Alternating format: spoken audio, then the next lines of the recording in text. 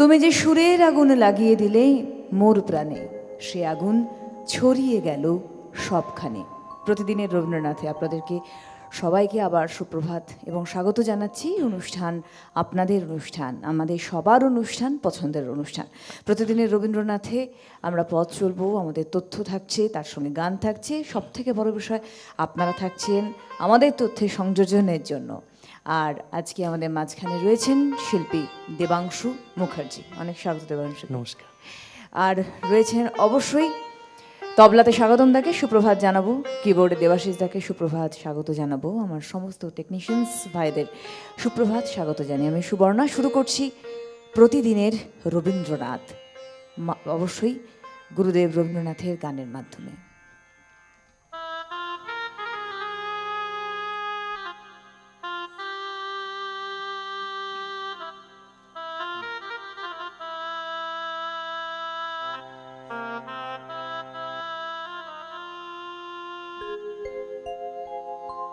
গোপন কথাটি রবে না গোপনে, উঠিল ফুটিয়া নীরব নয়নে।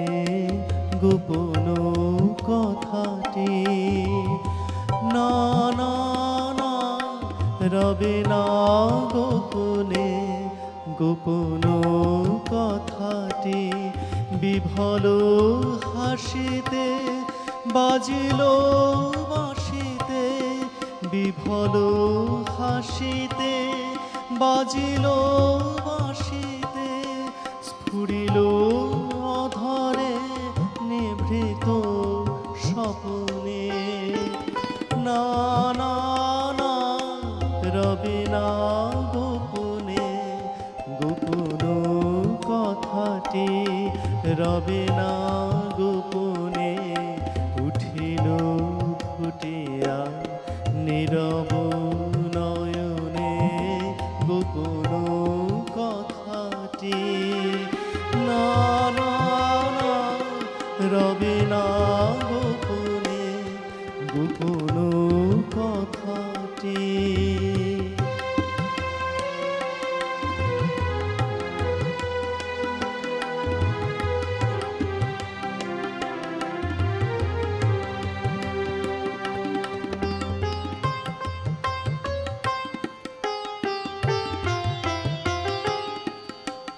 মধুপ গুঞ্জরিল মধুর বেদনায়, আলোক পিয়াসে অশোক মঞ্জরিল। মধুপ গুঞ্জরিল মধুর বেদনায়, আলোক পিয়াসে অশোক মঞ্জরিল। হৃদয় শতদল করিছে টলমল। হৃদয় শতদল করিছে টলমল। অরুণ প্রভাতে করুণ তপনে। না না না রবে না গোপনে। গোপন কথাটি রবে না গোপনে, উঠিল ফুটিয়া নীরব নয়নে। গোপন কথাটি না না না রবে না গোপনে। গোপন কথাটি। যদিও আজকে আমাদের তথ্য রবীন্দ্রনাথের চিঠি, শ্রদ্ধেয় ধনঞ্জয় ঘোষালের তথ্য নিয়ে আমরা এগোচ্ছি। সত্যি রবীন্দ্রনাথ তার জীবনের কোনো অংশকে গোপন করেননি তার পত্র লেখার মধ্যে দিয়ে। এবং এই রবীন্দ্রনাথের চিঠির প্রসঙ্গ উঠলেই প্রসঙ্গ আসে কাকে চিঠি, কেন চিঠি এবং কখন চিঠি, কার চিঠি। চিঠি আমাদের একটা অদ্ভুত অনুভূতির বহিঃপ্রকাশ বলা যেতে পারে। বর্তমান যুগে আমরা এত দ্রুতগতির সঙ্গে দৌড়চ্ছি, চিঠি শব্দটি হারিয়ে গেছে। সাহিত্য কোথায় যে মিলিয়ে গেল আমরা আজও বুঝি না, সব বোধহয় মিলিয়ে মেলে গিয়ে ঠেকেছে, ইমেল। তো যাই হোক, তবু সেটা মানে আমরা বলি এক লাইনে উত্তর দেওয়া, সেরকম বিষয় হয়ে গেছে। চিঠিতে মনকে মেলে ধরার একটা অনবদ্য মানে উপাদান হিসেবে আমরা চিঠিকে গ্রহণ করতাম। রবীন্দ্রনাথ যেটি বিশেষ করে করেছিলেন, এবং সত্যিই তার জীবনের, যদি আমরা বলি পরিপূর্ণ জীবনের অনেকটা অংশ আমরা চিঠির মধ্যে দিয়ে পাই। রবীন্দ্রনাথ প্রথম চিঠি লিখেছিলেন তার পিতা মহর্ষি দেবেন্দ্রনাথ ঠাকুরকে, এবং সেটাও লিখেছিলেন মায়ের প্রেরণায়। আর শেষ চিঠি লিখেছিলেন তার পুত্রবধূকে প্রতিমা দেবীকে 1941 সালে জুলাই মাসে। 1878 সাল, এই সময়টাতে, ঠিক এই 1878 সালে তিনি বিলেতে ভ্রমণ করেন। সেখান থেকে উন্মোচন হয় তার পত্র সাহিত্যের ভাণ্ডার, এবং যেটি ইউরোপ প্রবাসী পত্রিকা নামে প্রকাশিত হয়। এবং এই ইউরোপ প্রবাসী পত্রিকা যে রচনাটি ছিল, সেখানে প্রথম যে চিঠিটি আমরা পাই রবীন্দ্রনাথের, তার লেখার মধ্যে দিয়ে বোঝা যায় যে তিনি চিঠি লিখতে বড়ই ভালোবাসতেন। আজকে রবীন্দ্রনাথের চিঠি নিয়ে আমরা পথ চলেছি, এবং দেবাংশ অনবদ্য গান নিয়েও চলছি। ধীরে ধীরে আমরা নয় উন্মোচন করবো তার এই পত্র সাহিত্যের ভাণ্ডার আরেকটি গানে পর। চিঠির কথা যখন বললে, তো সেই রকমই একটি গান, প্রেমের গান। লিখন তোমার ধুলায় হয়েছে ধুলি, হারিয়ে গিয়েছে তোমার আখর গুলি। লিখন তোমার ধুলায় হয়েছে ধুলি, হারিয়ে গিয়েছে তোমার আখর গুলি। লিখন তোমার ধুলায় হয়েছে ধুলি।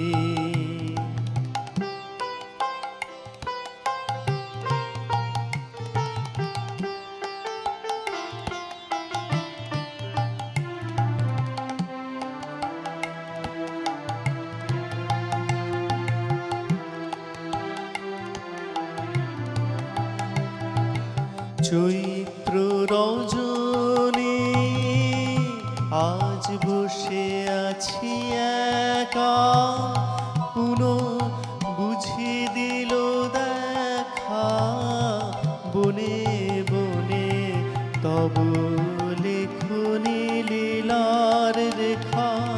নব কিশনায় গো কোন ভুলে এলো ভুলে তোমার পুরানো আখর গুলি। নব কিশনায় গো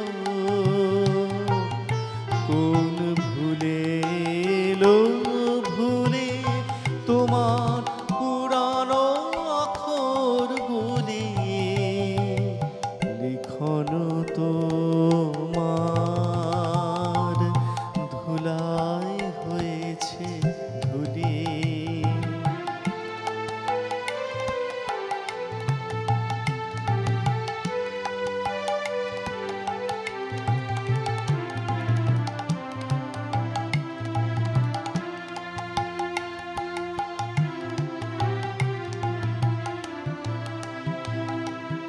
মল্লিকা আজি কাননে কাননে কত সৌরভে ভরা তোমারি নামের মতো।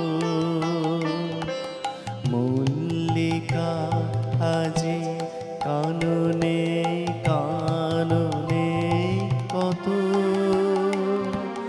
সৌরভে ভরা তোমারি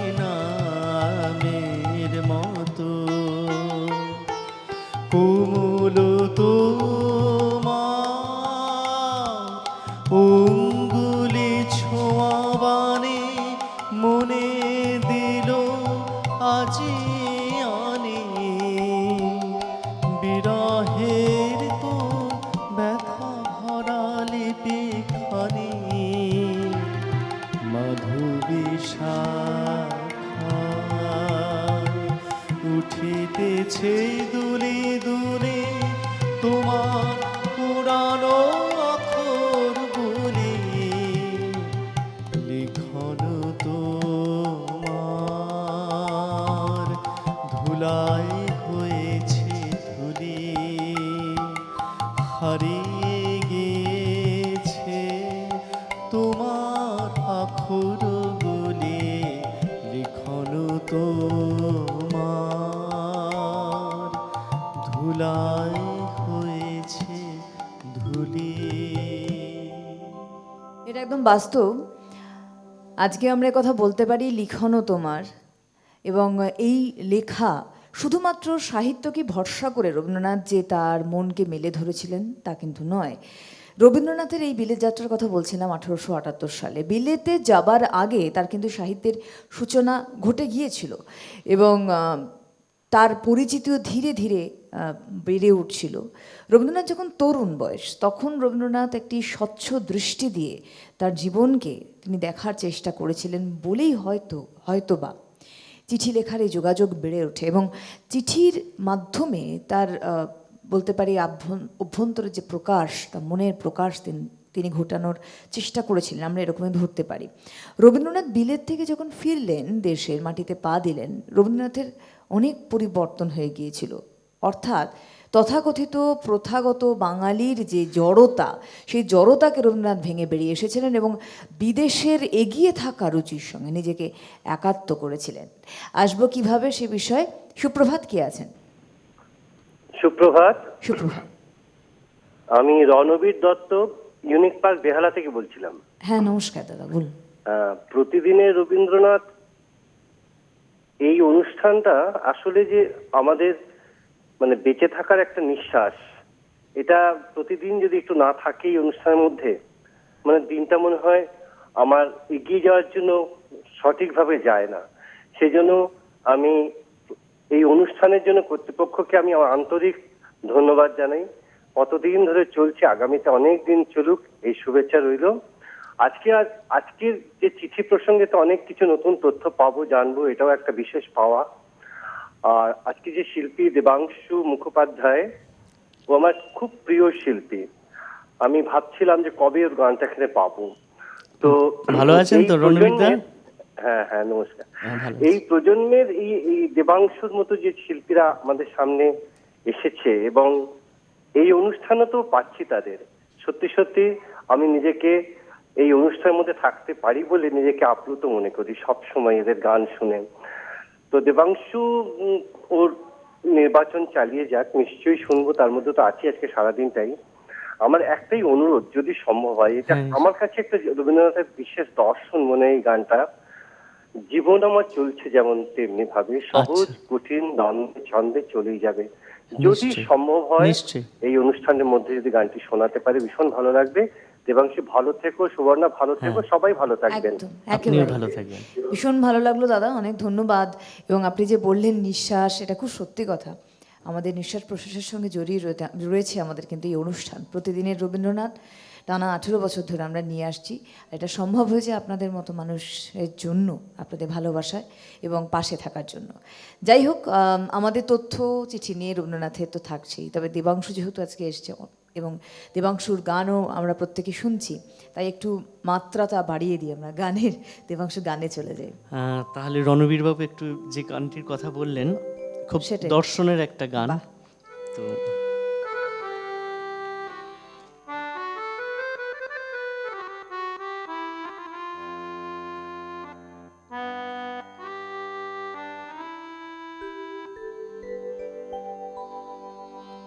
জীবন আমার চলছে যেমন তেমনি ভাবে, সহজ কঠিন দ্বন্দ্বে ছন্দে চলে যাবে।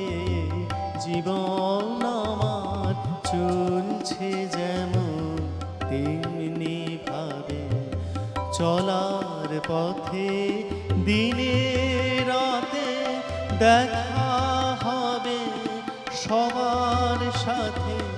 চলার পথে দিনে রাতে দেখা হবে সবার সাথে। তাদের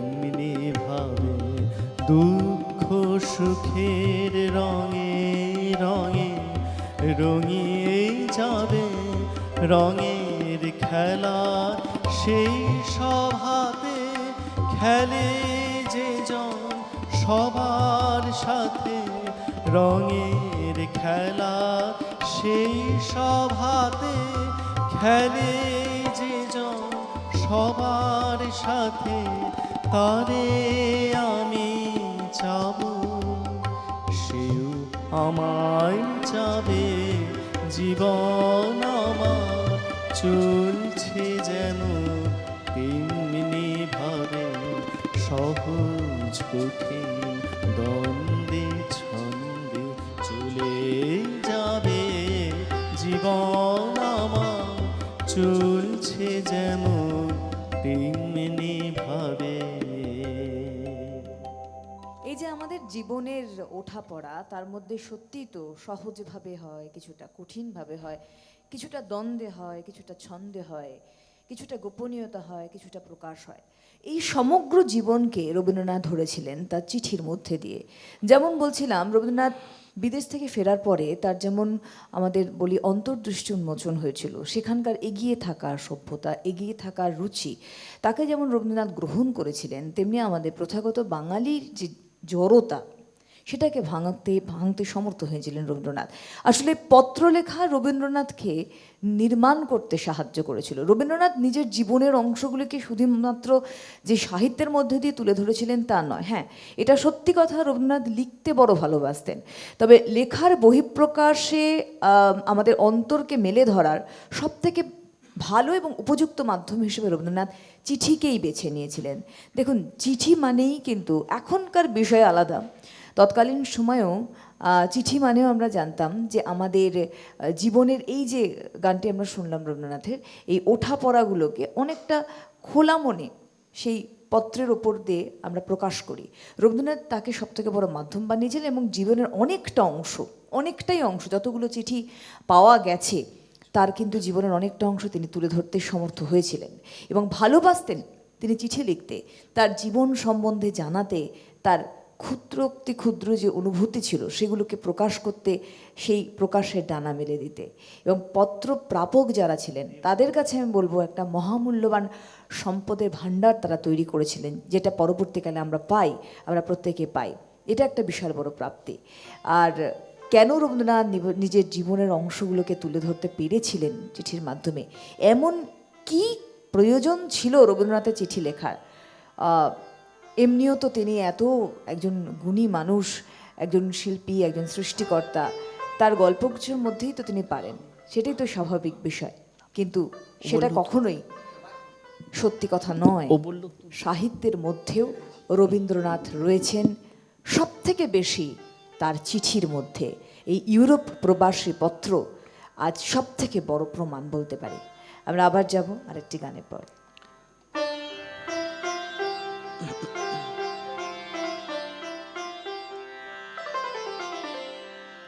দে পড়ে দে আমায় তোরা, কি কথা আজ লিখেছে সে দে, দে পড়ে দে আমায় তোরা, কি কথা আজ লিখেছে সে দে, তার দূরের বাণী পরশ মানে, তার দূরের বাণী পরশ মানে, লাগুক আমার প্রাণে সে দে, দে পড়ে দে আমায় তোরা, কি কথা আজ লিখেছে সে দে।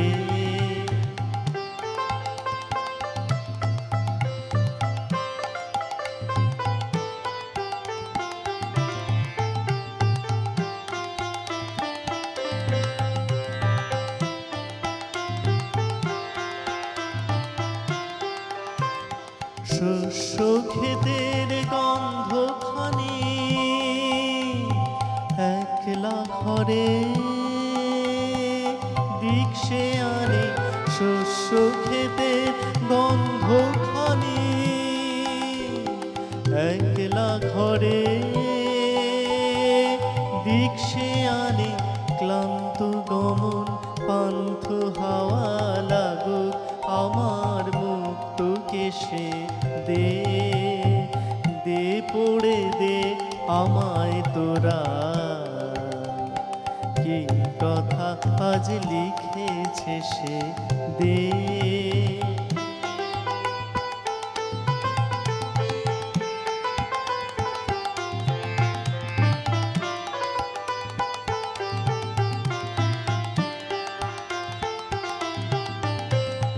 নীল আকাশের সুরটি নিয়ে বাজা কামার বিজন মনে, ধূসর পথে উদাস বরণ মেলুক আমার বাতায়নে। নীল আকাশের সুরটি নিয়ে সূর্য ডোবা রাঙা বেলা, ছড়াবো প্রাণ রঙের খেলা, সূর্য ডোবার রাঙা বেলা, ছড়াবো প্রাণ রঙের খেলা, আপন মনে চোখের কোণে অশ্রু আভাস উঠবে ভেসে, দে দে পড়ে দে আমায় তোরা, কি কথা আজ লিখেছে সে, দে। তার দূরের বাণীর পরশ মানে, তার দূরের বাণীর পরশ মানে, লাগুক আমার প্রাণে এসে, দে দে পড়ে দে আমায় তোরা, কি কথা আজ লিখেছে সে, দে।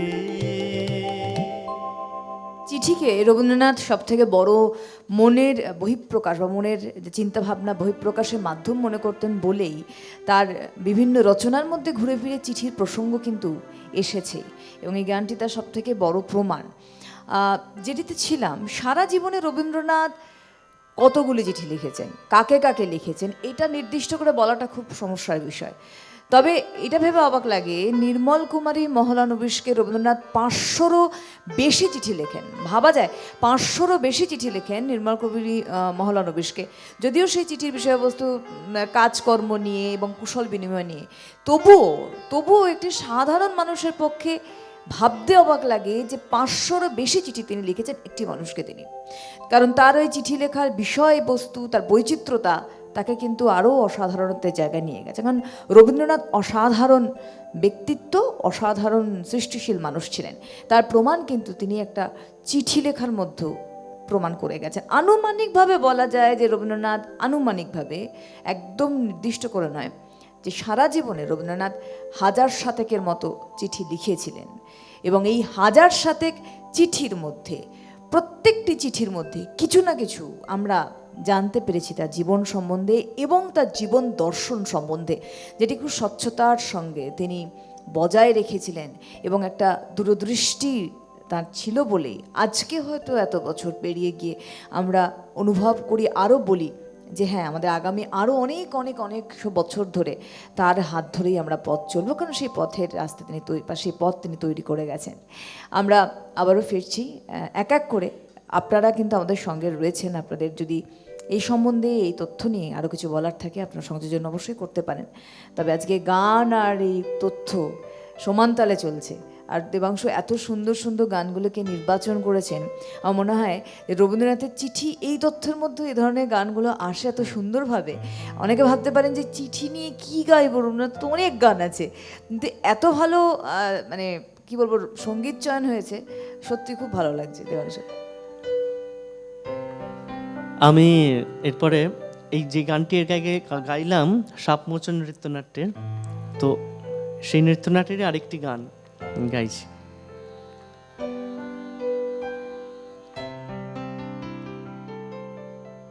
জাগরণে যাইবি ভাবরে,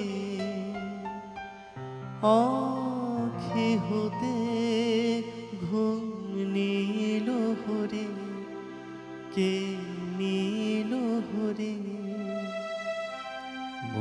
মুড়ি মুড়ি জাগরণে যাইবি ভাবরে, আখি হতে ঘুমিল হরে, কে নীল হরে। মুড়ি মুড়ি জাগরণে যাইবি ভাবরে।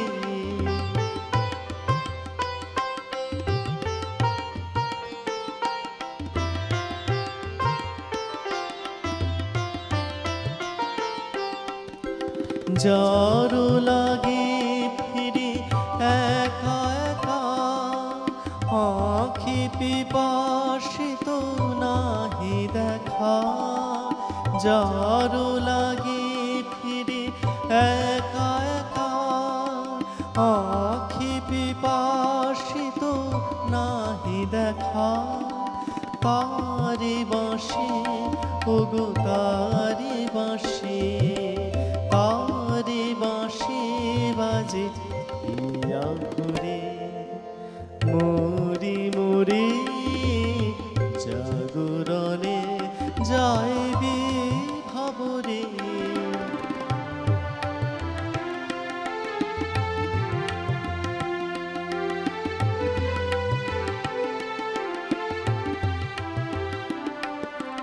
বানে নাহি তবু কানে কানে, কি যে শুনি কি যে শুনি তাহাকে বাজানে। বানে নাহি তবু কানে কানে, কি যে শুনি কি যে শুনি তাহাকে বাজানে। এই হিয়া ভরা বেদনাতে বাড়ি ছলো ছলো আখি পাতে। এই হিয়া ভরা বেদনাতে বাড়ি ছলো ছলো আখি পাতে। ছায়া দোলে তারি ছায়া দোলে, ছায়া দোলে দিবানিশি ধরে। মুড়ি মুড়ি জাগরণে যাইবি ভাবরে, আঁখি হতে ঘুম নীল হরে, কে নীল হরে। মুড়ি মুড়ি জাগরণে যাইবি ভাবরে। এই গানটির জন্য বিশেষ করে দেবাংশুকে খুব ধন্যবাদ। গানটির যে আদপে যে সুর, যে রস, সেটা অন্তত পেলাম বহুদিন বাদে। কারণ গানটি তো এখন একটু পাল্টে গেছে, তাই তো স্বাগতম দা?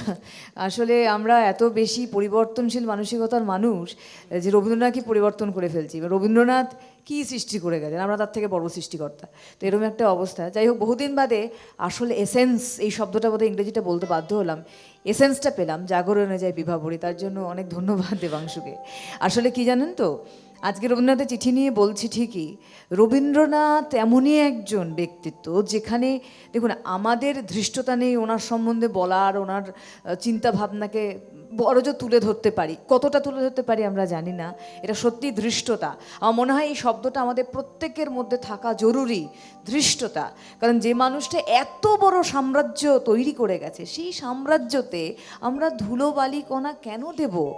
তিনি তো তৈরি করেই গেছেন, বরং আমাদের দায়িত্ব হচ্ছে সেই সাম্রাজ্যকে বজায় রাখা, সুন্দর রাখা এবং পরিচ্ছন্ন রাখা, না তো কি ওই সাম্রাজ্যের মধ্যে কিছু আবর্জনা ভরে দেওয়া। সেটা কখনোই উচিত নয়। কিন্তু আমার মনে হয়, আমার ব্যক্তিগত মত এটা, দেখুন ব্যক্তিগত মত তো প্রত্যেকটা মানুষেরই থাকে, বা বাকি তো এক একজনের এক এক রকম মত। যাই হোক, রবীন্দ্রনাথের এই চিঠি প্রসঙ্গ তোলার আজকে খুব জরুরি। কারণ এই যে বললাম যে আমাদের এখন মেলের সংসারে আমরা রয়েছি, এত সহজে আমরা তাড়াতাড়ি করে হোয়াটসঅ্যাপ করছি, এত তাড়াতাড়ি করে মেসেজ থ্রু করছি, যে কোথাও যেন একটা অনেক কিছু বলার রয়ে গেল, বলতে পারলাম না। আপনি কত SMS করবেন, কত আপনি মেল করবেন? মেলে কি আপনি আপনার সেই অনুভূতিকে তুলে ধরতে পারবেন? রবীন্দ্রনাথ কিন্তু অনুভব করেছিলেন চিঠির মাহাত্ম্য, অনুভব করেছিলেন চিঠির গুরুত্ব। প্রয়োজন ছিল তার জীবনে চিঠি। কেন প্রয়োজন ছিল? রবীন্দ্রনাথ এত বড় একজন মানুষ ছিলেন, বিশ্বকবি ছিলেন, এত বড় একজন সৃষ্টিকর্তা ছিলেন, কেন একটা সামান্য চিঠিকে তিনি অবলম্বন করেছিলেন? এই প্রশ্ন স্বাভাবিকভাবে আমাদের প্রত্যেকেরই থাকতে পারে। কেন চিঠি লিখেছিলেন? হয়তোবা প্রয়োজন ছিল। আসলে আক্ষরিক অর্থে যদি বলা যায়, খুব মন দিয়ে ভাবলে রবীন্দ্রনাথ নিঃসঙ্গ মানুষ ছিলেন। এবার প্রশ্ন হচ্ছে, আপনারা বলতে পারেন কোথায় নিঃসঙ্গ? উনি তো সবসময় বন্ধুদের, তার যে গুণমুগ্ধ মানুষ ছিলেন তাদের মানে নিয়ে থাকতেন। খুব ভালো করে ভাবুন তো, আমার পাশের বাড়ির মানুষটি আমার যত কাছের হবে, আমার পরিবারের মানুষটি কি তার থেকে বেশি কাছে হবে না?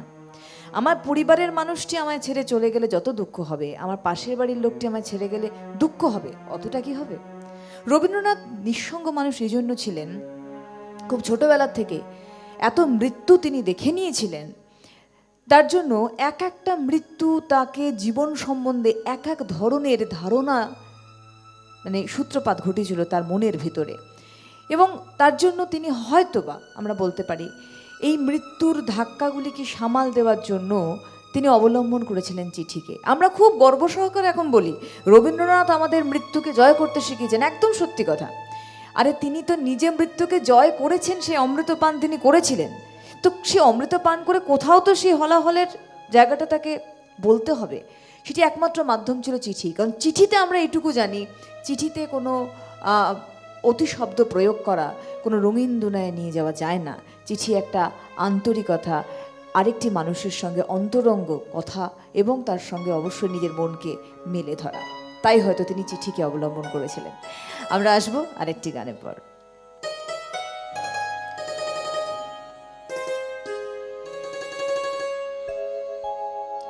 যে রাতে মোর দুয়ার গুলি ভাঙলো ঝড়ে,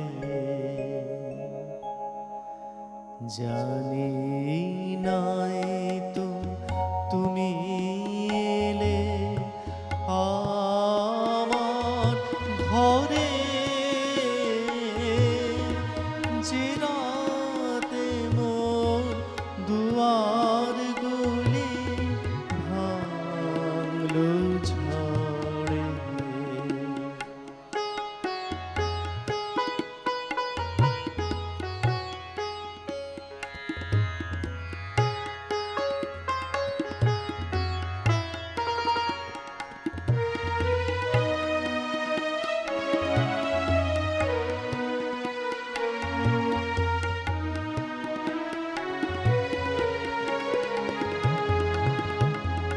সব যে হয়ে গেল কালো, নিভে গেল দ্বীপের আলো, সব যে হয়ে গেল কালো, নিভে গেল দ্বীপের আলো, আকাশ পানে হাত বাড়ালে কাহারো তরে,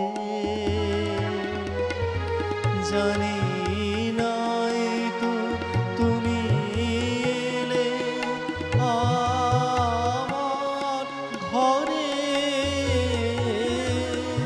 যে রাতে মোর দুয়ার গুলি ভাঙলো ঝড়ে।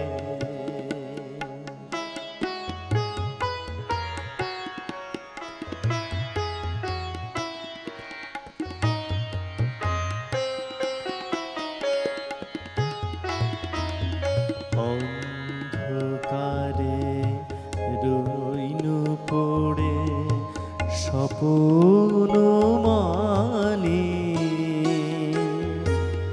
ঝড় যে তোমার জয় ধ্বজা তাই কি জানি,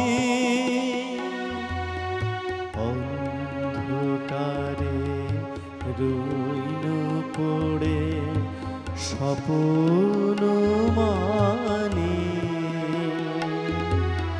ঝড় যে তোমার জয় খাজা তাই কি জানি সকাল বেলা চেয়ে দেখি দাঁড়িয়ে আছো তুমি কি সকাল বেলা চেয়ে দেখি দাঁড়িয়ে আছো তুমি কি ঘর ভরা মোর শূন্য তারি বুকের পরে জানি নাই তো তুমি এলে আমার ঘরে যে রাতে মোর দুয়ার গুলি ভাঙলো ঝড়ে। মায়ের মৃত্যু রবীন্দ্রনাথকে ভেঙে কিন্তু দেননি। কষ্ট, সেখান থেকে ওই যে বললাম জীবনকে নতুনভাবে চেনার একটা রাস্তা তৈরি হয়। মায়ের মৃত্যু থেকে একদম তার সন্তানের মৃত্যু, সব কিছুকেই কেমন অদ্ভুতভাবে রবীন্দ্রনাথ গ্রহণ করেছিলেন। অদ্ভুতভাবে যেন একটা জিজ্ঞাসু মন ছিল জীবনের প্রতি, যে কি সেই জীবন তাকে দিতে চাইছে। এবং সেই জায়গাটাকে রবীন্দ্রনাথ চিঠির মাধ্যমে প্রকাশ করেছেন। রবীন্দ্রনাথের চিঠির প্রসঙ্গে একটি কথা বলি। সৌমেন্দ্রনাথের মৃত্যুর প্রসঙ্গ তুলে রবীন্দ্রনাথ তার যে কন্যা, তার কন্যার যে সন্তান যখন মারা যায়, রবীন্দ্রনাথ তার কন্যাকে সন্তান হারানোর দুঃখ থেকে মুক্তি দিতে সৌমেন্দ্রনাথের মৃত্যুর তুলনা দিয়েছিলেন, উদাহরণ দিয়েছিলেন। তিনি যদি কষ্টকে গ্রহণ করতে পারেন, তিনি যদি গ্রহণ করে সকলকে আনন্দ দিতে পারেন, মুক্তির আলো দেখাতে পারেন, তবে তার সন্তান কেনই বা পারবে না সেই সন্তানের সন্তান হারার কষ্টকে গিলে ফেলে। সুপ্রভাত, কে আছেন? আমি মনোজ কুমার মন্ডল বলছি। হ্যাঁ মনোজবাবু, কোথা থেকে বলছেন? বর্ধমান জেলার ওরগ্রাম থেকে। আচ্ছা, নমস্কার, বলুন। হ্যাঁ, বলছি আমি প্রতিদিনের রবীন্দ্রনাথের একজন নিয়মিত শ্রোতা। রিসেন্ট আমার মেয়ে আমাদের ওখানে প্রোগ্রাম করেছে, সুপ্রভা মন্ডল, আপনার সঙ্গে পরিচয় হয়েছে। আচ্ছা আচ্ছা আচ্ছা, বাহ। আচ্ছা, আমি চিঠি সম্বন্ধে কিছু বলতে চাই। এখন তো মোবাইলের যুগ, চিঠির মানুষেরা লেখেই না, বা ডাকঘরগুলো চুপচাপ বসে আছে। তা চিঠির যে একটা গুণ বা চিঠির যে একটা প্রাধান্য, সেটা মানুষের মন থেকে আজ মুছে গেছে। পুরনোকে হয়তো আজকে নতুন যুগের মানুষরা ফেলে দিচ্ছে, কিন্তু পুরনোর মধ্যেই তো লুকিয়ে আছে সৃষ্টির বীজ। সৃষ্টিটা যেমন হয়েছে পুরনোকে নিয়ে, আজকে আমরা পুরনোকে ধরে বসে থেকে অনেক কিছু নতুন ভাবে আবিষ্কার করতে শিখেছি। তা আমার মনে হয় চিঠিটাকে একবারে মুছে দেওয়াটা আমাদের সমাজের কাছে মনে হয় এটা লজ্জা। রবীন্দ্রনাথ সেটা ভালো করেই বুঝিয়ে দিয়ে গেছেন, আর মানুষকে আরো বুঝতে হবে চিঠির আদান প্রদানটা, ভাষার আদান প্রদানটা যত আমরা করতে পারবো, তত মনে হয় বাঙালি পনাটা জেগে থাকবে। আর আমি শিল্পীকে একটা গানের অনুরোধ করতে চাই। হ্যাঁ, তুমি রবে নীরবে, এই গানটি যদি আমাকে শুনিয়ে দেন আমি আচ্ছা খুব আচ্ছা, খুশি হব। নিশ্চয়ই।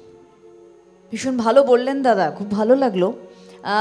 আমাদের শুধু বাঙালিয়ানা না, আমাদের আত্মাকে জাগরণ করার জন্য কিন্তু আমাদের প্রাচীনকে ধরে রাখতে হবে। আমরা বলি অতীতকে নিয়ে আমরা এগোবো কেন, আমরা ভবিষ্যতের দিকে এগোবো।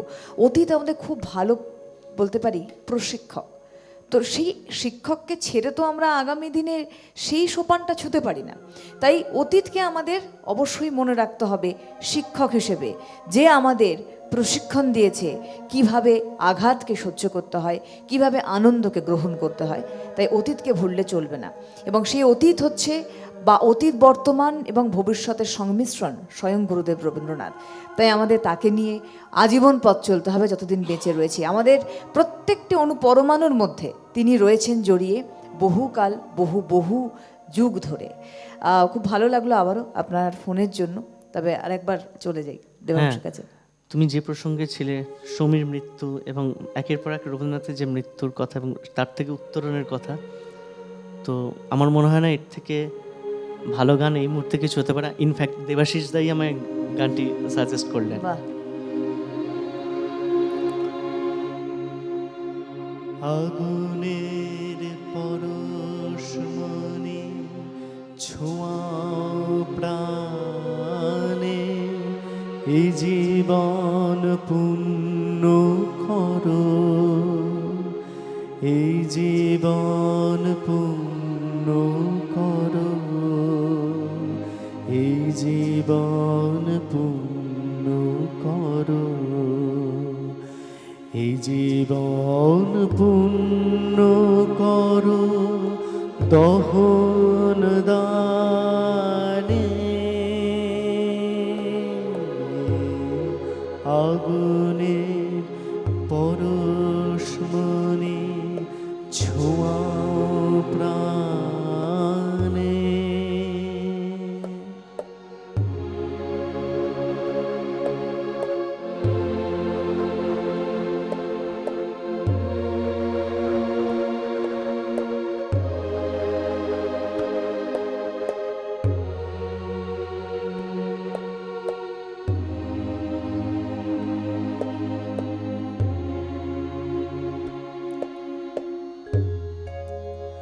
আমারে দেহ খানি তুলে ধরো, তোমার ওই দেবালয়ের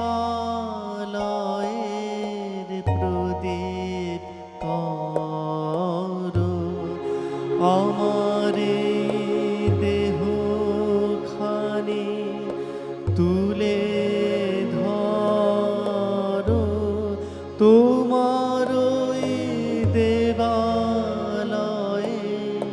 প্রদীপ করো, নিষেদিন আলোক শিখা জ্বলুক গানে, নিষেদিন আলোক শিখা জ্বলুক গানে, আগুনের পরশমণি ছোঁয়াও প্রাণে।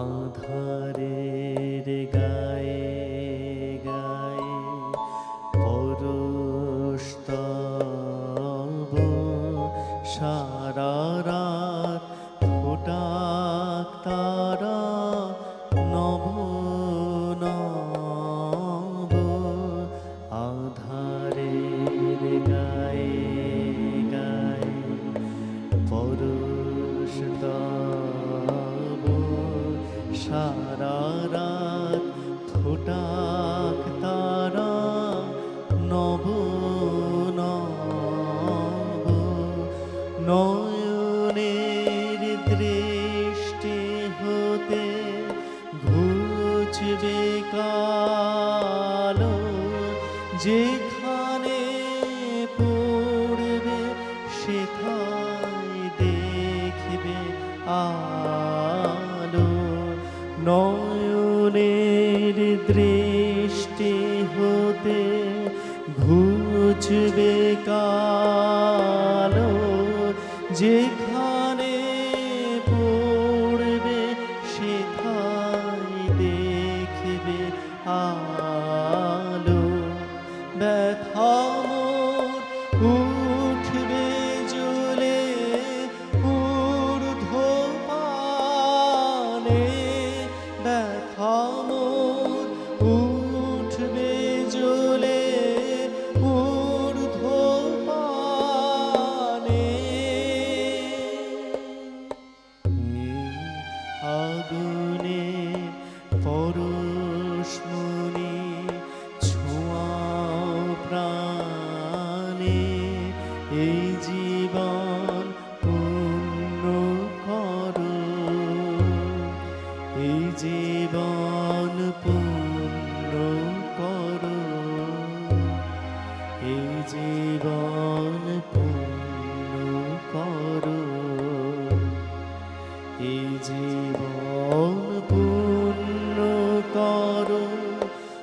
মোহন দানে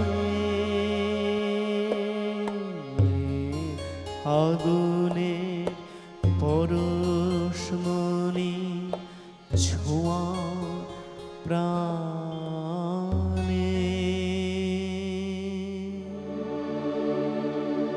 সত্যি এই পরশমণির ছোঁয়া আমাদের প্রাণে লেগেছে। আমরা সত্যি আমাদের মনের প্রাণের মধ্যে নিশিদিন আলোক শিখা জ্বলছে। রবীন্দ্রনাথ সেই শিখা জ্বালিয়েছেন, সেই সূর্যের দিশা আমাদের দেখিয়েছেন। আর এই গানটির মধ্যে এত গভীরতা, এত সুন্দর বার্তা, আমার মনে হয় প্রত্যেকটি বয়সে মানুষের কাছাকাছি পৌঁছে যায়। দেবাংশু যত সুন্দর গাইলেন, তত সুন্দর দেবাশিসদা, অসাধারণ অসাধারণ স্বাগতমদা। কেন বলছি, ওই যে অতিশয়োক্তি আমরা বলি না, সবসময় অনেকেই কিন্তু করেন না। এই দুই দাদা আমাদের যা রয়েছেন, স্বাগতমদা বা দেবাশিসদা, ঠিক যেখানে গানের মাত্রা মর্যাদা বজায় রেখে যতটা সম্ভব ততটা তারা কিন্তু এই অনুষ্ঠানে তাদের নিজস্বতা তুলে ধরেন। আমার মনে হয় রবীন্দ্রনাথের গান তার নিজস্বতা যেমন রয়েছে, তেমনি এই মানুষগুলির রয়েছে, কারণ সেই নিজস্বতাকে ইনারা তুলে ধরেন। তাই জন্য আবারও স্বাগতমদা, দেবাশিসদাকে অনেক অনেক ধন্যবাদ জানাই। আর সত্যি এই আলোকশিখার কোথাও যেন রবীন্দ্রনাথ জ্বালাতে পেরেছিলেন তার জীবনের আলোকশিখা পত্র সাহিত্যের মাধ্যমে। রবীন্দ্রনাথ লিখতে ভালোবাসতেন, এত লেখালেখি করতেন যে তার সঙ্গে বন্ধুত্ব গড়ে ওঠাটা খুব কঠিন ছিল। তাই হাতে গোনা কয়েকজন বন্ধু ছিল তার। আর নিজের জীবনকে নতুনভাবে জানতে চেয়েছিলেন, কষ্ট থেকে দূরে যেতে চেয়েছিলেন এই পত্রর মাধ্যম দিয়ে। তাই বলতে পারি তার সম্পূর্ণ জীবনের পরিপূর্ণতা শুধু জীবনীতেই নয়, আমরা পেয়েছি তার পত্র সাহিত্যের মাধ্যমে। আর একটি গানে পরে আমরা আবারও ধীরে ধীরে এ প্রসঙ্গে আসছি।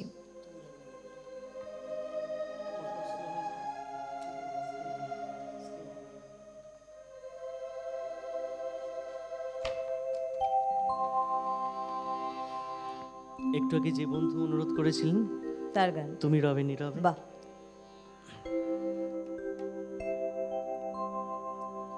তুমি রবে নীরবে হৃদয়ে মম, তুমি রবে নীরবে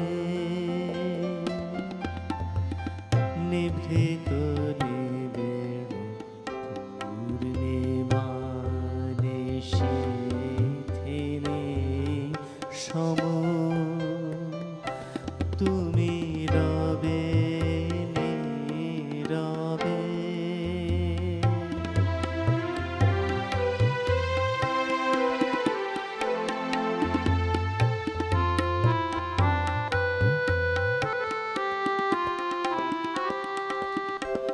মম জীবন যৌবন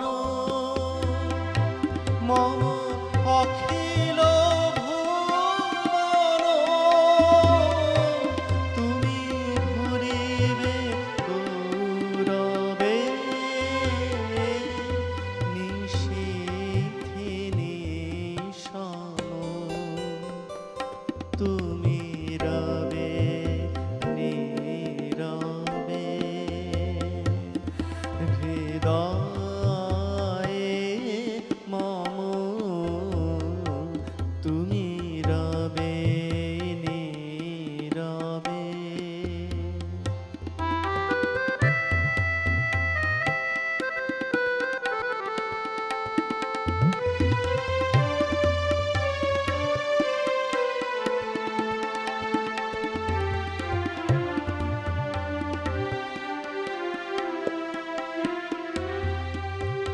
জাগিবে কাকি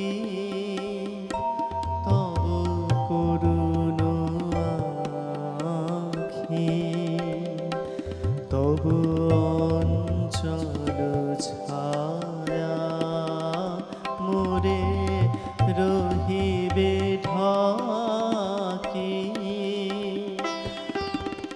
জাগিবে একাকী তব করুণ আখি, তবু অঞ্চল ছায়া মোরে রহিবে ঢাকি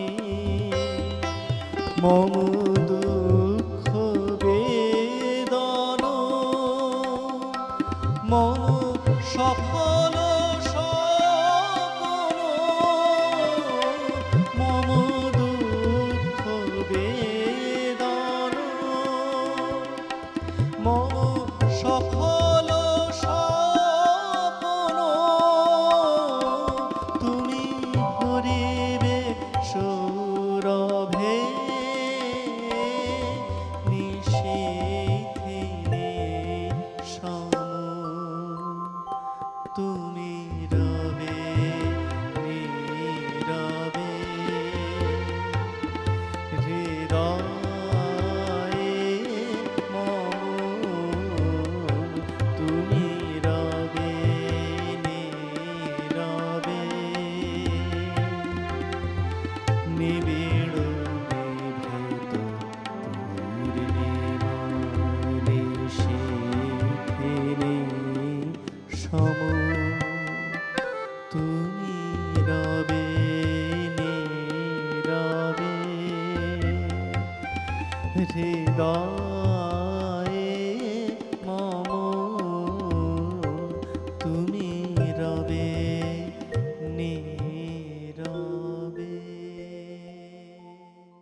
ধনঞ্জয় ঘোষালের তথ্য নিয়ে আমরা পথ চলছি। রবীন্দ্রনাথের চিঠিতে টুকরো টুকরোভাবে উঠে আসা রবীন্দ্রনাথের জীবন, সেগুলো নিয়ে আমরা আলোচনা করছি। সঙ্গে দেবাংশু, অবশ্যই তার সঙ্গে স্বাগতম দা, দেবাশিস দা, আমি এবং আপনারা রয়েছেন। মনে রবে কি না রবে আমারে সে আমার মনে নাই মনে নাই মনে রবে কি না রবে আমারে সে আমার মনে নাই মনে নাই মনে রবে কি না রবে আমারে ক্ষণে ক্ষণে আসি তব দুয়ারে অকারণে গান গাই মনে রবে কি না রবে আমারে সে আমার মনে নাই মনে নাই মনে রবে কি না রবে আমারে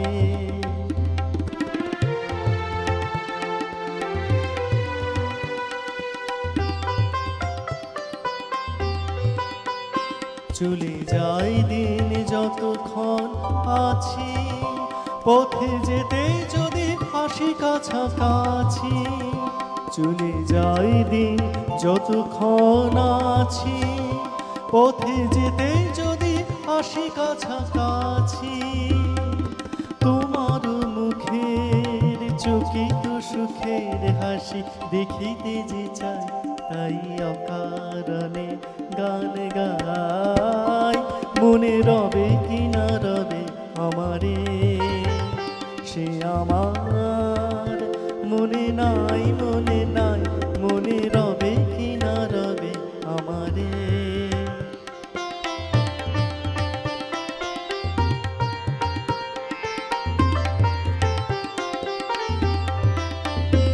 ফাগুনের ফুল যাই ঝরিয়া ফাগুনের অবসানে ক্ষণিকের মুঠি দেয় ভরিয়া আর কিছু নাহি জানে ফাগুনের ফুল যাই ঝরিয়া ফাগুনের অবসানে ক্ষণিকের মুঠি দেয় ভরিয়া আর কিছু নাহি জানে ফুরাইবে দিন আলো হবে ক্ষীণ গান সারা হবে গো থেমে যাবে দিন ফুরাইবে দিন আলো হবে ক্ষীণ গান সারা হবে গো থেমে যাবে দিন যতক্ষণ থাকি ভরে দিবে নাকি এই খেলারে ভেলাটাই তাই অকারণে গান গাই মনে রবে কি না রবে আমারে সে আমার মনে নাই মনে নাই মনে রবে কি না রবে আমারে। ক্ষণে ক্ষণে আসি তবু দুয়ারে, অকারণে গান গাই, মনে রবে কি না রবে আমারে। সে আমার মনে নাই, মনে নাই, মনে রবে কি না রবে আমারে। রবীন্দ্রনাথের সারা জীবনে অনেক অভিজ্ঞতা রবীন্দ্রনাথ সঞ্চয় করেছিলেন। আমরা প্রত্যেকে জানি রবীন্দ্রনাথ যেখানে গেছেন, সে তার জমিদারি কাজ থেকে শুরু করে তার বিদেশ ভ্রমণ, সমস্ত জায়গা থেকে কিছু না কিছু জ্ঞান, কিছু না কিছু তথ্য রবীন্দ্রনাথ আহরণ করেছিলেন। আর রবীন্দ্রনাথের চিঠি এমনই সাহিত্য যেখানে রবীন্দ্রনাথ কোথাও যেন তার যে ঘটনাবলীকে কেন্দ্র করে অনুভূতি, সেগুলিকে তিনি একটু একটু করে তুলে ধরেছিলেন। তাই পত্র প্রাপক যারা ছিলেন, বলতে পারি যে তাদের কাছে কিন্তু রবীন্দ্রনাথ মানুষটি আরও অনেক অনেক গভীরতর চিন্তাশীল একজন মানুষ ছিলেন, এটাই প্রমাণিত হয়েছিল। রবীন্দ্রনাথ এত সুন্দরভাবে বিষয় নির্বাচন করতেন। একটি যেমন বললাম যে প্রায় আনুমানিকভাবে 1000 চিঠি উনি লিখেছিলেন। 1000 চিঠির মধ্যে কিন্তু হাজার রকমের তার বিষয় এবং তার বৈচিত্র্যতা তিনি বজায় রেখেছিলেন, যেটা কিন্তু আজকের দিনে আমরা এখনও এতটা সময় পেরিয়ে গিয়েও আমাদের কাছে অবাকজনক একটি বিষয় বলে মনে হয়। যদিও রবীন্দ্রনাথের এটা ঈশ্বর প্রদত্ত একটি গুণ ছিল বলতে পারি, যে বিষয়ের পুনরাবৃত্তি নয়, বরং আমার দেবাংশু মনে আছে বোধহয়, বা দেবাশিস দা বা স্বাগতম দা, আমরা ছোটোবেলায় লেটার্স রাইটিং পড়েছিলাম। হ্যাঁ, লেটার্স রাইটিংয়ে শেষের দিকে একটি কথা ছিল যে যখন আর কোনো কথা ফুরিয়ে যায় তখন ক্রস ক্রস ক্রস ব্লা ব্লা ব্লা ব্লা এই বিষয়গুলো আমরা দিতাম।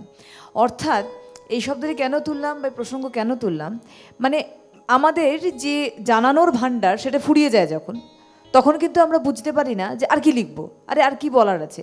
রবীন্দ্রনাথ প্রমাণ করেছিলেন যে বলার অনেক কিছু থাকে, অনেক কিছু জানানোর থাকে, শুধু জানাতে হয় জানানোর মতো।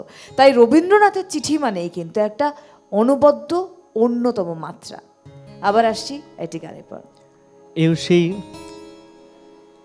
একটি ছবি দেখে, ওই সাপমোচন নৃত্যনাট্যের গান কমলিকার ছবি অরুণেশ্বরের হাতে পড়াতে অরুণেশ্বর তখন যে গানটি গাইছেন বা যে মনের উপলব্ধি। আসবে একটা ফোন নিয়ে। সুপ্রভাত, কে আছেন?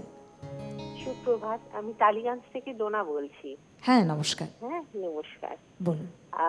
ও দেবাংশুর সাথে একটু কথা বলা যাবে? হ্যাঁ, সুপ্রভাত। সুপ্রভাত। আপনার গান খুব ভালো লাগছে, চিঠির ওপর যত গানই গাইছেন খুবই ভালো লাগছে।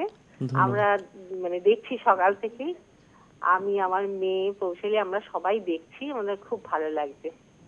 হ্যাঁ আচ্ছা, ধন্যবাদ, অনেক যেটা ধন্যবাদ। শোনাবে সেটাই ভালো লাগে। রাখছি। বাহ, অনেক অনেক ধন্যবাদ। আপনি সপরিবারে আমাদের অনুষ্ঠান দেখছেন, তার জন্য আপনাকে বিশেষভাবে ধন্যবাদ। এত সকালবেলায় উঠে এই শীতের সকালে, যাই হোক, একটু আজকে আসার সময় বুঝতে পারছিলাম শীত বোধহয় পড়ছে, এতদিন তো বুঝতে পারছিলাম না। অনেক ধন্যবাদ, আপনি শুনতে থাকুন। তুমি চলো।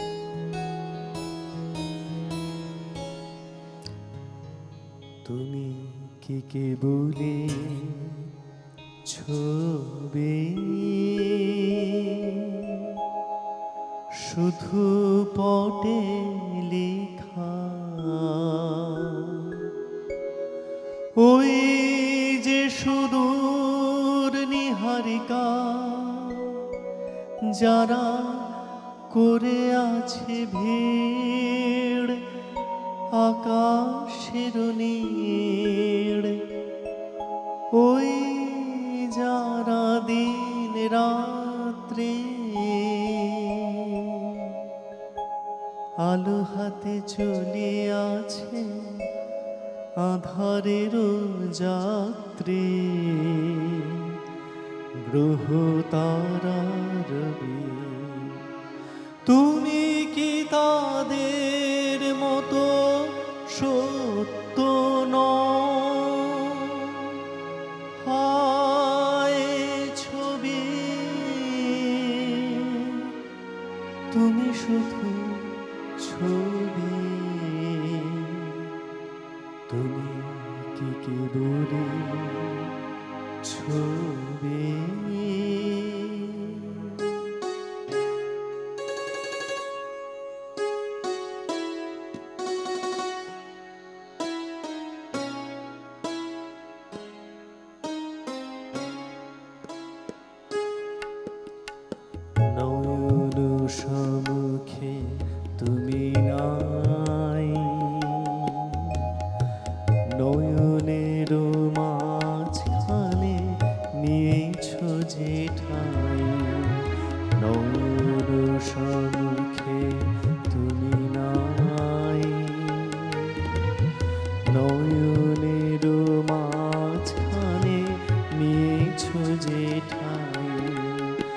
আজি তাই শ্যামলে শ্যামল তুমি, নীলিমায় নীল আমার নিখিল, তোমাতে পেয়েছে তার অন্তরের মিল। নাহি জানে কেহ, নাহি জানে তব সুর বাজে মোর গানে। কবির অন্তরে তুমি কবি, কবির অন্তরে তুমি কবি। ন ছবি, ন ছবি, ন শুধু ছবি, তুমি কি কেবলি ছবি। এই সূত্র ধরেই বলি, যেমন একটি ছবিকে রবীন্দ্রনাথ জীবন্ত করেছিলেন তার অনুভূতি দিয়ে, তেমনি একটি চিঠিকে রবীন্দ্রনাথ তার সবথেকে বড় জীবনের গোপনীয়তা প্রকাশের আধার বানিয়েছিলেন। পত্রপ্রাপকদের মধ্যে অনেকেই ছিলেন, তার মধ্যে যেমন তার ছেলে রথীন্দ্রনাথ ঠাকুর ছিলেন, তার পুত্রবধূ প্রতিমা দেবী ছিলেন। তাদের যে চিঠি রবীন্দ্রনাথ লিখেছিলেন, সেই চিঠির মধ্যে অনেক রকম বিষয়, যে বলছিলাম বিষয়ের যে বৈচিত্র্যতা রবীন্দ্রনাথ বজায় রেখেছিলেন। যেমন রথীন্দ্রনাথকে চিঠি লিখেছিলেন, আমরা চিঠির মাধ্যমে জানতে পারি যে সংসার ছেলের হাতে তুলে দিয়ে রবীন্দ্রনাথ নিরস্ত হতে চেয়েছিলেন। আবার এটা যেমন চিঠির মাধ্যমে আমরা জানতে পারি রবীন্দ্রনাথের, আবার এই বিষয়টাও জানতে পারি রবীন্দ্রনাথ স্পষ্ট ভাষায় রথীন্দ্রনাথকে লিখেছিলেন যে বাইরে থেকে কখনোই সংসারের ওপর কোনো নিয়ম আরোপ করা চলে না, এর তীব্র বিরোধিতা করছেন তিনি। এটাও কিন্তু বলেছিলেন, কারণ আমরা সবসময় জানি একটি সংসার গড়তে গেলে, সামগ্রিকভাবে সুন্দর করতে গেলে সকলের সমান সহযোগিতার প্রয়োজনীয়তা রয়েছে, কিন্তু যেটা আস্তে আস্তে ধীরে ধীরে হারিয়ে যাচ্ছে। তার কারণ প্রত্যেকেই প্রত্যেকের নিজস্বতাকে বজায় রাখার চেষ্টা করতে গিয়ে কোথাও যেন সংসারের যে মাধুর্য, সংসারের যে আস্বাদ, সেটা নষ্ট হয়ে যায়। আর রবীন্দ্রনাথ সেটা পাছে না নষ্ট হয়, তার জন্যেই তিনি স্পষ্ট ভাষায় রথীন্দ্রনাথকে এবং প্রতিমা দেবীকে চিঠির মাধ্যমে বলে দিয়েছিলেন যে বাইরে থেকে কোনো নিয়ম আরোপ করবে না, অর্থাৎ কোনোভাবেই যারাই সংসার কেন্দ্রীভূত তাদের মধ্যে আলাপচারিতা থাকবে, তাদের মধ্যে বোঝাপড়ার একটা মেলবন্ধন থাকবে, তবে না গিয়ে সংসার। আসবো, বন্ধু আছেন আমাদের। সুপ্রভাত, কে আছেন? হ্যালো, নমস্কার, সুপ্রভাত। নমস্কার ম্যাম, আমি দিল্লি থেকে অর্ণব মুখার্জি বলছি। নমস্কার, সুপ্রভাত। নমস্কার ম্যাম। বলুন। ওই আমি না ওই গানটার জন্য রিকোয়েস্ট করেছিলাম, ওই যে রবীন্দ্রনাথ ঠাকুরের ওই যে মায়াবন বিহারিণী গানটা আছে, এই স্যার যে গাইছেন, যদি ওই গানটা একটু শোনান তো খুব ভালো হয়। খুবই ভালো লাগছে প্রোগ্রাম দেখে, আমিও দেখছি, মাও দেখছেন দিল্লি থেকে। দিল্লির কোথায় থাকেন আপনি? আগে দিল্লির কোথায় থাকেন? দিল্লির কোথায় থাকেন? দিল্লি, আমরা ওয়েস্ট দিল্লিতে থাকি, পশ্চিম West- বিহারে। ওকে, বাহ। আপনার অনুষ্ঠান আপনারা পরিবারে দেখছেন সকলে মিলে, তাই তো? অনুষ্ঠান হ্যাঁ, দেখেন, দেখি। আমাদের এই অনুষ্ঠানটি হ্যাঁ, এমনি দেখি। দেখেন? আমি রোজ দেখি না, মাও তো প্রায় রোজই দেখেন, সকালবেলা দেখেন লাইভ আর কি, যখন হয় আপনাদের। ভালো লাগে, তাই তো? ইয়েস ম্যাম, খুব ভালো লাগছে। অনেক ধন্যবাদ। আপনি শুনতে থাকুন এবং দেখতে থাকুন। একেবারে আমাদের সঙ্গে তো শিল্পী রয়েছেনই, দেবাংশু আজকে আপনাদের অনুরোধও রাখছেন, পাশাপাশি তার নিজস্ব গানের তালিকা আমাদের তথ্যের উপর নির্ভর করে ভীষণই সুন্দর। তাই আগে একটা গানেই যায় বরং। তো উনি অনুরোধ করলেন যখন, শুনি মায়াবন বিহার চেষ্টা করি।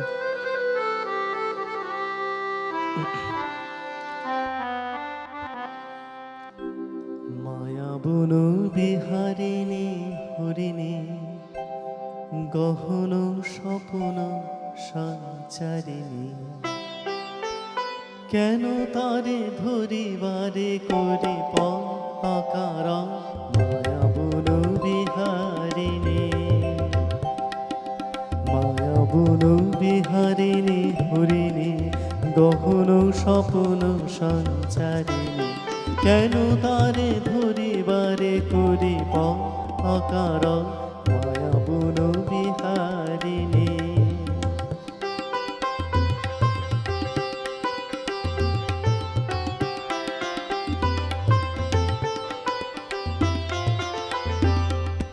থাক থাক নিজ মনে দূরেতে, আমি শুধু বাঁশরের সুরেতে। থাক থাক নিজ মনে দূরেতে, আমি শুধু বাঁশরের সুরেতে। পরশ করিব ওর প্রাণ অকার মায়াবন বিহারিণী, মায়াবন বিহারিণী হরিণী গহন স্বপন সঞ্চারিণী। কেন তারে ধরিবারে করিব অকার মায়াবন বিহারিণী।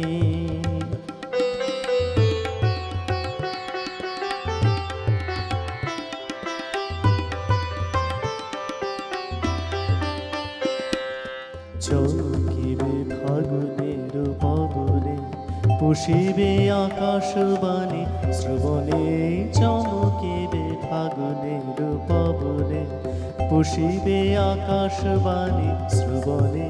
চিত্ত আকুল হবে অকার, দূর হতে আমি তারে সাধিব। গোপনে বিরহ ডোরে বাঁধিব, দূর হতে আমি তারে সাধিব। গোপনে বিরহ ডোরে বাঁধিব, বাঁধন বিহীন সেই যে বাঁধন আকার মায়াবন বিহারিণী, মায়াবন বিহারিণী হরিণী গহন স্বপন সঞ্চারিণী। কেন তারে ধরিবারে করিব অকার মায়াবন বিহারিণী। রবীন্দ্রনাথ চিঠির মধ্যে যেমন বিভিন্ন বিষয়কে তুলে ধরতেন, এই চিঠি যখন তিনি রথীন্দ্রনাথকে বা তার পুত্রবধূকে লিখেছিলেন, চিঠির মধ্যে দিয়ে তিনি বলেছিলেন তার অসুস্থতার কথা। 1913 সালে রবীন্দ্রনাথ নোবেল পুরস্কার পান এবং সেই সময় স্বাভাবিকভাবেই আনন্দে আত্মহারা হয়ে যাওয়ারই কথা যে নোবেল পুরস্কার জয়ী রবীন্দ্রনাথ। কিন্তু ওই সময়তে রবীন্দ্রনাথ রথীন্দ্রনাথকে চিঠি লিখেছিলেন তার অবসাদগ্রস্ততার কথা। আমরা একটু আগেই বলেছিলাম যে রবীন্দ্রনাথ অনেকটাই নিঃসঙ্গ মানুষ ছিলেন। রবীন্দ্রনাথ আমাদের বাঁচতে শিখিয়েছেন কিভাবে বাঁচতে হয়, কিভাবে মৃত্যুকে জয় করতে হয়। কিন্তু রবীন্দ্রনাথ নিজে অবসাদগ্রস্ততায় ডুবেছিলেন, যার প্রমাণ তিনি রেখে গেছেন তার চিঠির মধ্যে দিয়ে। আরেকটি ঘটনার কথা তিনি বলেছিলেন। আসবো একটি গানের পরে।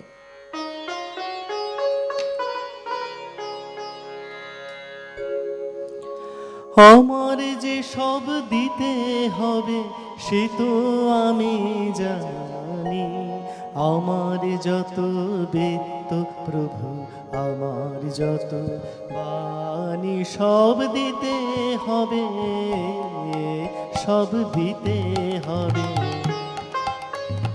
আমার যে সব দিতে হবে সে তো আমি জানি, আমার যত বৃত্ত প্রভু আমার যত বাণী সব দিতে হবে, সব দিতে হবে।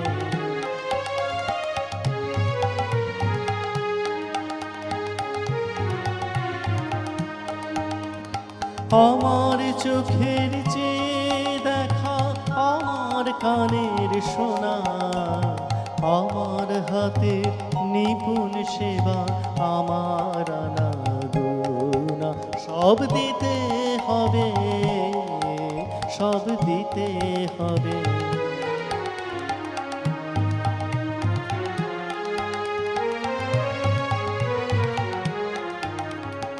আমার প্রভাত আমার সন্ধ্যা হৃদয় পত্র ফুটে, গোপন থেকে তোমার পানে উঠবে ফুটে ফুটে। আমার প্রভাত আমার সন্ধ্যা হৃদয় পত্র ফুটে, গোপন থেকে তোমার পানে উঠবে ফুটে ফুটে। এখন সে যে আমার বিনয় হতেছে তার বাধা। বাজবে যখন তোমার হবে তোমার সুরে সাধা, সব দিতে হবে, সব দিতে হবে।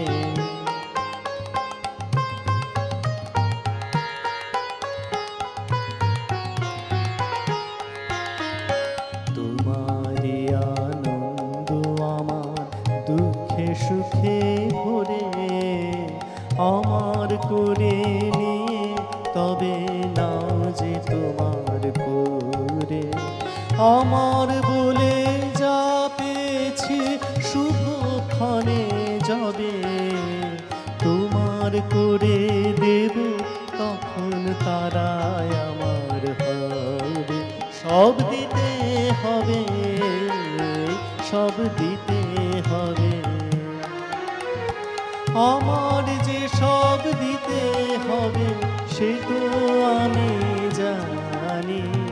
আমার যত বৃত্ত প্রভু, আমার যত বাণী, সব দিতে হবে, সব দিতে হবে, সব দিতে হবে, সব দিতে হবে।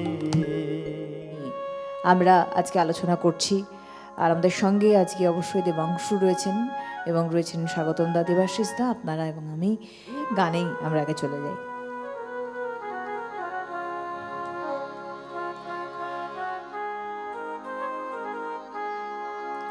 সে আমার গোপন কথা শুনে যা ও সখী, সে আমার গোপন কথা শুনে যা ও সখী, সে আমার গোপন কথা শুনে যা ও সখী। ভেবে না বলবো কি সে আমার গোপন কথা শুনে যা ও সখী, সে আমার গোপন কথা শুনে যা ও সখী।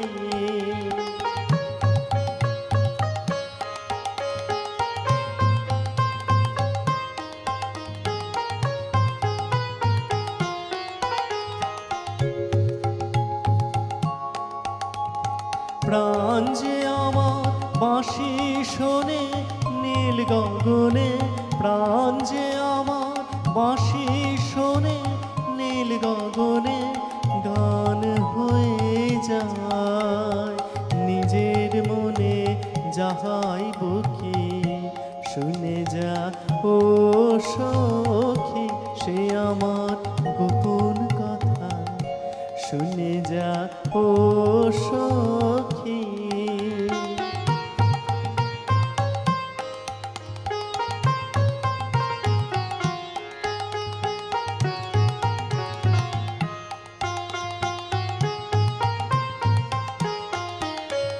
সে যেন আসবে আমার মন বলেছে হাসির পরে, তাই তো চোখের জল গলেছে। আমার মন বলেছে সে যেন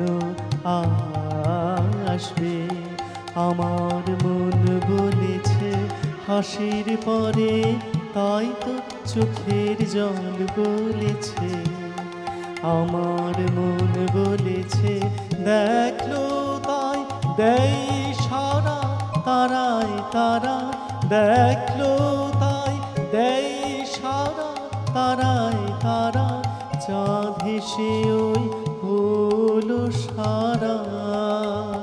তাহাই লক্ষ্মী শুনে যা ও সখী, সে আমার গোপন কথা শুনে যা ও সখী, সে আমার গোপন কথা শুনে যা ও সখী।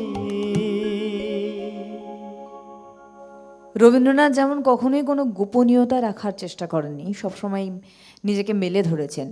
আর রবীন্দ্রনাথের পত্র তার সবথেকে বড় আধার। 1913 সালে যেমন বলছিলাম, রবীন্দ্রনাথের নোবেল পুরস্কার প্রাপ্তি এবং সমগ্র ভারতবাসীর মধ্যে আনন্দর সেই জোয়ার বয়ে যাওয়া যে রবীন্দ্রনাথ ঠাকুর, বিশ্বকবি রবীন্দ্রনাথ ঠাকুরের নোবেল পুরস্কার প্রাপ্তি খুব আনন্দের কথা। খুব এই প্রাপ্তিকে কেন্দ্র করে নিজের যে নিজস্বতা সেটা প্রকাশের একটা রাস্তা। তা সত্ত্বেও রথীন্দ্রনাথকে চিঠি লিখলেন তার অবসাদগ্রস্ততার কথা নিয়ে। তিনি বললেন এত আনন্দের মধ্যেও তিনি অবসাদে ভুগছেন, এবং শুধু অবসাদে ভুগছেন তা নয়, তিনি একটি কথা বলেছিলেন, যে কথাটি এখন বলবো, বিরতির আগে যেটি বলেছিলাম। রবীন্দ্রনাথের এমনই নিঃসঙ্গতা বেড়েছিল, এমনই অবসাদগ্রস্ততা বেড়েছিল যে তিনি আত্মহত্যার পথ পর্যন্ত নির্বাচন করে ফেলেছিলেন এবং এগিয়েছিলেন রবীন্দ্রনাথ আত্মহত্যার দিকেও। এই কথাটাও অকপটে স্বীকার করেছেন চিঠির মাধ্যমে। সুপ্রভাত, কে আছেন? হ্যাঁ, নমস্কার। একটু জোরে বলুন, কে বলছেন? এ আমার গোপন কথা। রবীন্দ্রনাথ চিঠির মাধ্যমে অনেক সময় তার গোপন কথা ব্যক্ত করেছিলেন। একটা চিঠি পড়ি। এই চিঠি নেই জবাব দেবার যায়, আপাতত এটা দেরাজি দিলাম রেখে। পারো যদি এসো শব্দবিহীন পায়, চোখ টিপে ধরো হঠাৎ পিছন থেকে। এ কোন প্রেমপত্র পিছন থেকে চোখ টিপে ধরতে চায়? তাহলে এ কোন চিঠি? আকাশে চুলের গন্ধ দিও পাতি, এনো সচকিত কাঁকনের নেড়ে নেড়ে। কার সঙ্গে মিলিত হতে চায়? কার প্রেমপত্র পেতে চায়? তোমাতে আমাতে মিলিত হইব একা, স্থির আনন্দ মৌন মাধুরী ধারা। মুগ্ধ প্রহর ভরিয়া তোমাদের দেখা, তব করতল মোর করতলে হারা। নমস্কার, আমি মঞ্জু চট্টোপাধ্যায় চিঠিটা পড়ে শোনালাম। অসাধারণ মঞ্জুদি, ভীষণ ভালো লাগলো। দেখুন, সত্যি গোপনীয়তা রবীন্দ্রনাথ ভেঙেছিলেন তার চিঠির মাধ্যমে। খুব ভালো লাগলো আপনার এই চিঠি পড়ার, এবং পড়লেন চিঠিটি, একটা অংশ পড়লেন, তার জন্য। আমরা বলি যে আত্মহননের পথ, আমরা বলি পলায়ন মনোবৃত্তি, কিন্তু যিনি করেন বা যারা করেন তারা কতটা অবসাদগ্রস্ততার মধ্যে দিয়ে গিয়ে এই কাজটি করেন, এটা কখনোই সমর্থনযোগ্য নয়। কিন্তু আমরা ভাবতে পারি যে রবীন্দ্রনাথ এত ভাণ্ডার রেখে গেছেন আমাদের জন্য, সেই রবীন্দ্রনাথ স্বয়ং আত্মহত্যার পথ বেছে নিয়েছিলেন। তিনি এগিয়েছিলেন আত্মহননের পথে, কিন্তু কোথাও যেন তার ওই সাহিত্যোচিত মন, সৃষ্টিশীল মানসিকতা তাকে টেনে ধরেছিল। তার জন্য তিনি নিজেকে আর শেষ করেননি বলেই এই অফুরন্ত ভাণ্ডার আমরা পেয়েছি। আরেকটি গানের পর। শুধু যাওয়া আশা, শুধু স্রোতে ভাষা, শুধু যাওয়া আশা, শুধু স্রোতে ভাষা, শুধু আলো আধারে,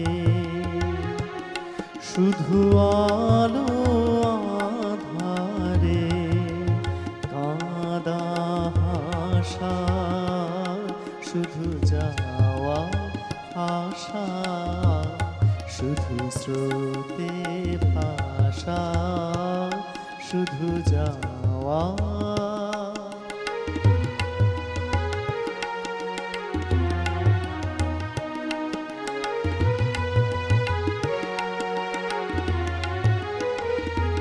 শুধু দেখা পাওয়া, শুধু ছুঁয়ে যাওয়া, শুধু দূরে যেতে যেতে কেঁদে যাওয়া।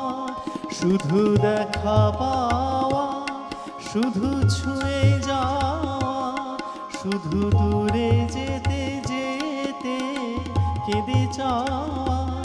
শুধু নবদূর আশায় আগে চলে যায়, নব দূর আশায় আগে চলে যায়, পিছে ফেলে যায় মিছে আশা। শুধু যাওয়া আশা, শুধু স্রোতে ভাষা, শুধু যাওয়া।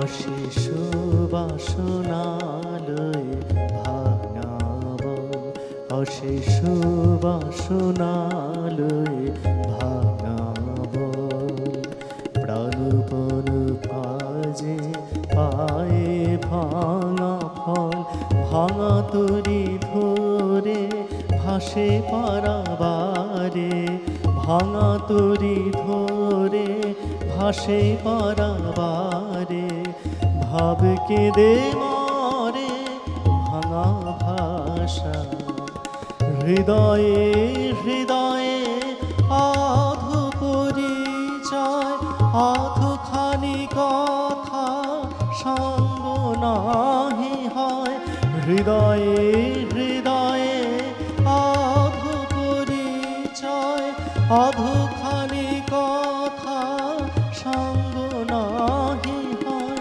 লাজে ভয় ত্রাসে আধো বিশ্বাসে, লাজে ভয় ত্রাসে আধো বিশ্বাসে, শুধু আধো খানি ভালোবাসা, শুধু যাওয়া আশা, শুধু স্রোতে ভাষা, শুধু যাওয়া আশা, শুধু স্রোতে ভাষা, শুধু যাওয়া। চিঠি এমনই একটি মাধ্যম যেখানে সম্পূর্ণ সত্যকে তুলে ধরা যায়। আমাদের বন্ধু আছেন সুপ্রভাত, কে আছেন? সুপ্রভাত নেই বোধহয় কেউ। যেটা বললাম যে সত্যকে তুলে ধরা যায়, নিজের জীবনের সম্পূর্ণটুকু যতটা সম্ভব সযত্নে তুলে ধরা যায় পত্রের মাধ্যমে, যেটি রবীন্দ্রনাথ করেছিলেন। আমরা বলি যে মনের কথা ডায়েরিতে লিখে রাখো, আমরা বলি, কিন্তু ডায়েরিতেও কিন্তু একটা বানানো জগৎ থাকতে পারে, বানিয়ে তোলা একটি জগৎ সৃষ্টি করা যায়। পত্র তা নয়, পত্র তো একজনকে উদ্দেশ্য করে লেখা, দুটি অন্তরঙ্গ মানুষের আলাপ। এবং রবীন্দ্রনাথ সেই আলাপচারিতার মধ্যে নিজের অনুভূতিকে মেলে ধরেছিলেন। তিনি নিজেকে যেমন জানাতে চেয়েছিলেন, তিনি মানুষের কাছ থেকেও কিছু জানতে চেয়েছিলেন। যে পত্র প্রাপক চিঠি পাচ্ছেন তার, সেও নিজের সম্বন্ধে জানতেন, কিন্তু জানানোর জায়গাটা অনেকটা বেশি ছিল স্বয়ং রবীন্দ্রনাথের। রবীন্দ্রনাথের পত্র নিছক পত্র ছিল না, পত্র সাহিত্যের তার ভাণ্ডার বিশাল, কারণ তার মধ্যে দিয়ে তার দর্শন, তার অভিমত প্রকাশ পেয়েছে। আজও আমরা তাই তাকে স্মরণ করে যাই। একদম শেষ লগ্নে অনুষ্ঠানে আমরা পৌঁছে গিয়েছি, গানের সেই সুর নিয়ে ধীরে ধীরে বিদায় নেব অনুষ্ঠান থেকে।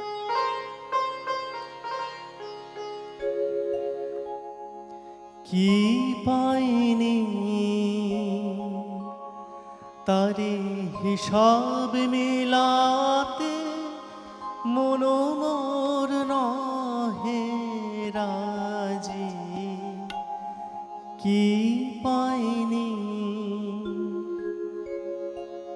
আজ হৃদয়ের ছায়াতে আলোতে, বাঁশরি উঠেছে বাজি, কি পাইনি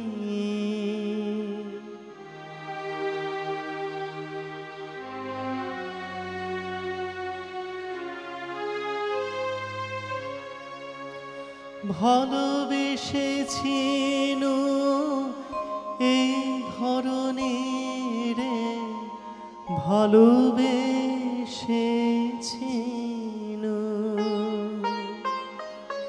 ভালোবেসেছি এই ধরনের, ভালোবেসেছি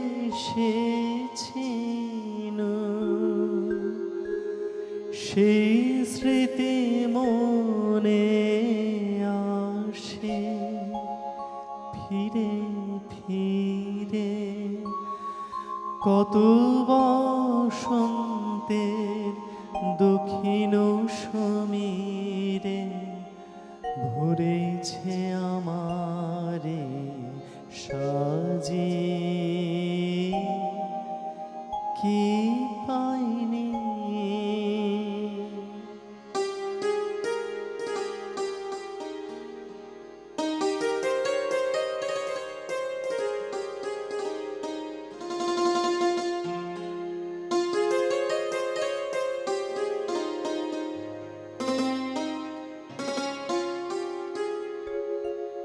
নয়নের জল গভীর গহনে আছে হৃদয়ের স্তরে, বেদনার রসে গোপনে গোপনে সাধনা সফল করে সাধনা। মাঝে মাঝে বটে ছিঁড়েছিল তাই নিয়ে কেবা করে হাহাকার। মাঝে মাঝে বটে ছিঁড়েছিল তাই নিয়ে কেবা করে হাহাকার।